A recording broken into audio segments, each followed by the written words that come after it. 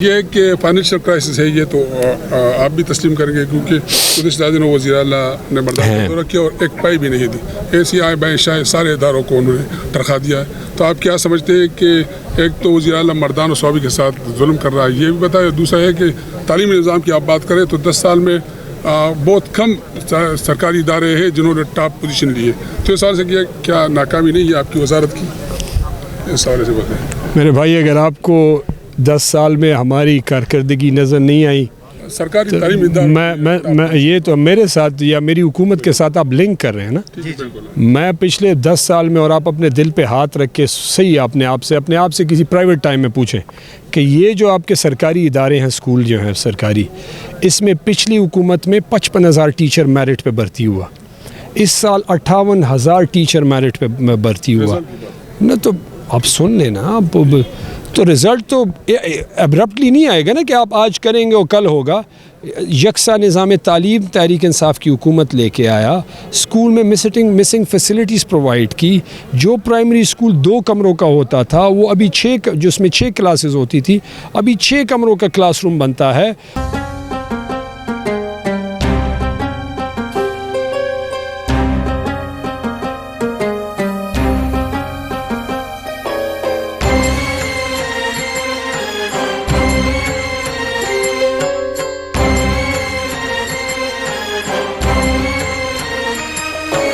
बिस्मिल्लाहिर्रहमानिर्रहीम। मैं हिदायतुर्रहमान होती इस वक्त board of intermediate education Mardan के एहतमाम मुनक़िदा तकरीब में मौजूद हूँ।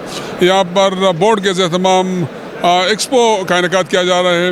इस वक्त मुमताज़ माहिर तालीम प्रोफेसर डॉक्टर तारिक महमूद साहब हमारे साथ मौजूद है। तो हम उनसे जान लेते हैं कि इस एक्सपो में इसकी पार्टिसिपेशन में कौन कौन से इदारे हैं और इसका मकसद क्या है। तो डॉक्टर साहब, आप हमारे सामीन नाज़रीन को इस हवाले से बताएं जी।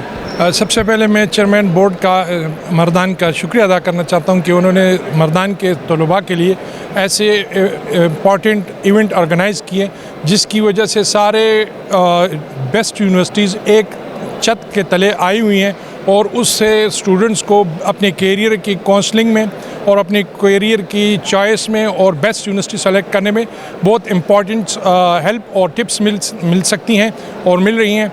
तो सबसे पहले तो मैं मर्दान बोर्ड के चेयरमैन साहब का शुक्रिया अदा करता हूं कि उनकी दिलचस्पी और उनकी काविशों की वजह से इस इवेंट का सक्सेसफुली इनेकाद हुआ है।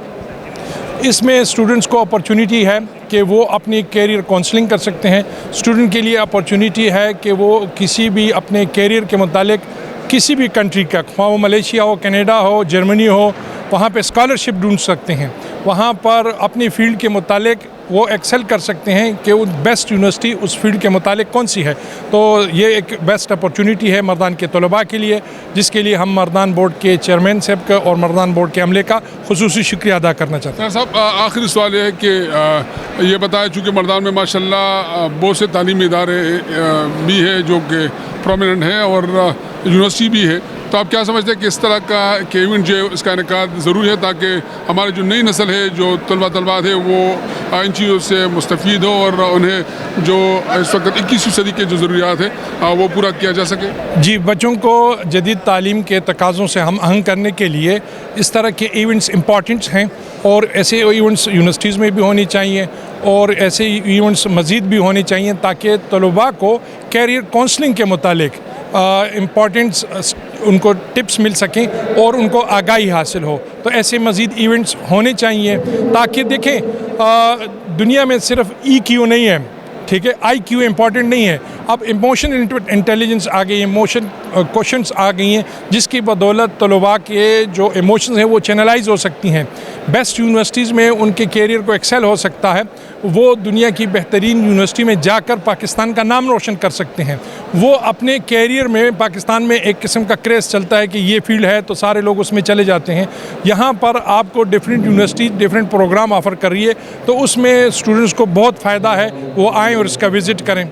थैंक यू जी, मेहरबानी। बिल्कुल हमारे साथ तारिक महमूद साहब थे जो उन्होंने बड़े बारीकबीनी से एक्सपो का जायज़ा लिया। यकीन तौर पर इस तरह के एक्सपो का इनेकाद इंतहाई ज़रूरी है और होनी चाहिए ताकि हमारे जो नई नस्ल है, जो हमारे तलबात है, वो इससे मुस्तफ़ीद हो और हमारी नस्ल जो है वो पाकिस्तान का रोशन मुस्तकबिल हो। इमरान खान का हुक्म है, बड़ा क्लियर है, वो ऑलरेडी अनाउंस कर चुके हैं 23 तारीख़ को इम्पोर्टेड हुकूमत को एक क्लियर मैसेज दिया गया है कि आप सीरियस नहीं हैं, ये मुल्क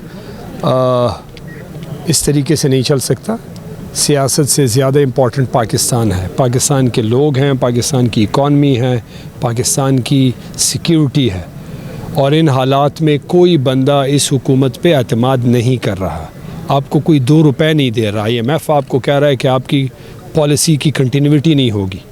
बाकी ममालिक को भी पता है कि एक चोर हुकूमत बैठी है, वो आपको कुछ नहीं देना चाहते, वो आपको सपोर्ट ही नहीं करना चाहते। अभी तक 7 महीनों में बेड़ा गर्क हो गया सब चीज़ का।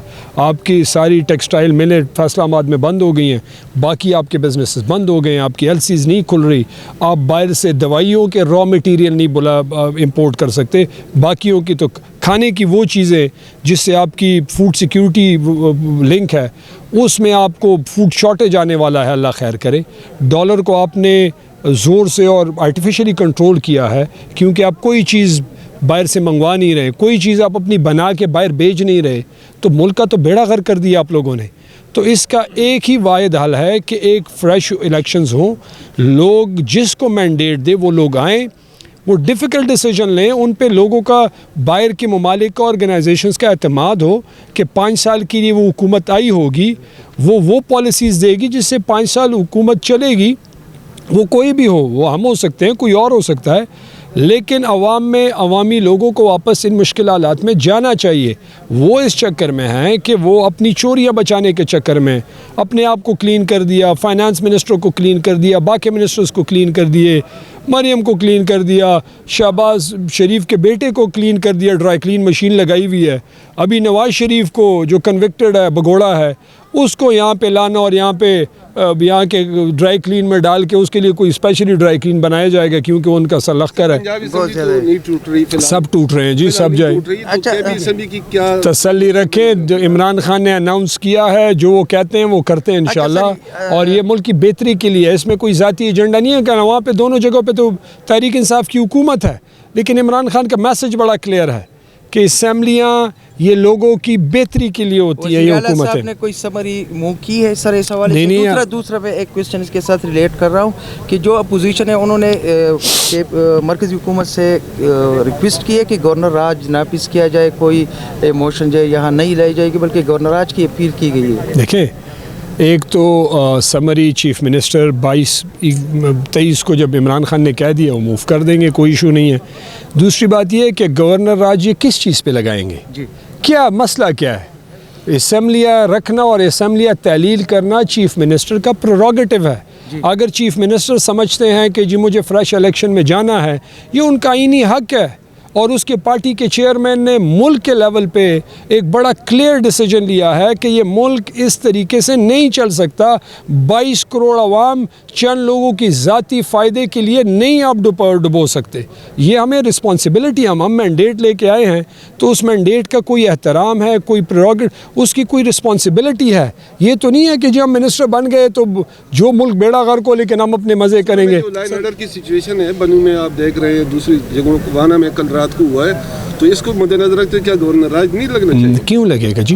गवर्नर राज नहीं लगना चाहिए। सूबे में लॉ एंड ऑर्डर, इंटरनेशनल आपके जो बॉर्डर्स हैं उस पे जो हो रहा है, ये इम्पोर्टेड हुकूमत का फेलियर है। आपके वेस्टर्न बॉर्डर पे अफ़गानिस्तान, जहाँ पे जो हुकूमत है वहाँ पे आपकी सबसे बेहतर ताल्लुकात हैं, वहाँ से अगर आप पे हमले हो रहे हैं तो ये फेडरल गवर्नमेंट का फेलियर है। ये एक्सेप्ट करते हैं, वो अपनी चोरी बचाने के चक्कर में मुल्क का बेड़ा गर्क, उनका क्या फ़ायदा, उनको कोई फ़र्क नहीं पड़ता, ये उनकी रिस्पॉन्सिबिलिटी है। तो इस हवाले से आप क्या कहेंगे और इससे कितने जो तलबा तलबात है वो मुस्तफ़ीद होंगे? देखें, ये एक्सपो ज़बरदस्त इन्होंने इनिशिएट किया कि जो बच्चे बाहर पढ़ना चाहते हैं उनके लिए एक ही छत के नीचे मुख्तलिफ यूनिवर्सिटीज़ के स्टॉल्स लगवाए, स्टूडेंट्स के लिए आसानी पैदा की। और मैंने सारे बोर्ड्स को कहा है कि बाकियों के साथ भी आप बाकी बोर्ड्स भी इस तरह करें। और इसके साथ साथ आज हमने रहमतुल्लिल आलमीन, जो इमरान खान का विज़न है कि रहमतुल्लिल आलमीन अथॉरिटी उन्होंने बनाई, फिर सूबों में हमने वहाँ पे उसके नाम पे रहमतुल्लिल आलमीन के नाम पे स्कॉलरशिप्स अरेंज किए। वो बाकायदा ऑफिशियली आज हमने वो आज बच्चों को डिलीवर किए मर्दान, और जिसके इसके साथ जो डिस्ट्रिक्स वाबस्ता हैं। द पख्तूनख्वा के नाम से। तो जिन बच्चों ने अचीवमेंट किया है उनको हमने किया है। ये पैसे इतने ज़्यादा नहीं होंगे, लेकिन ये बेसिकली हुकूमत, ये पख्तूनख्वा की हुकूमत ये कहना चाहती है कि उन बच्चों को इनकरेज किया जाए, उनको सपोर्ट किया जाए और उनको मोटिवेट किया जाए, क्योंकि पढ़ाई एक और वहाँ पे अचीव करना ये उनके लिए, उनके घर के लिए, उनके पाकिस्तान के लिए बड़ा इंपॉर्टेंट है।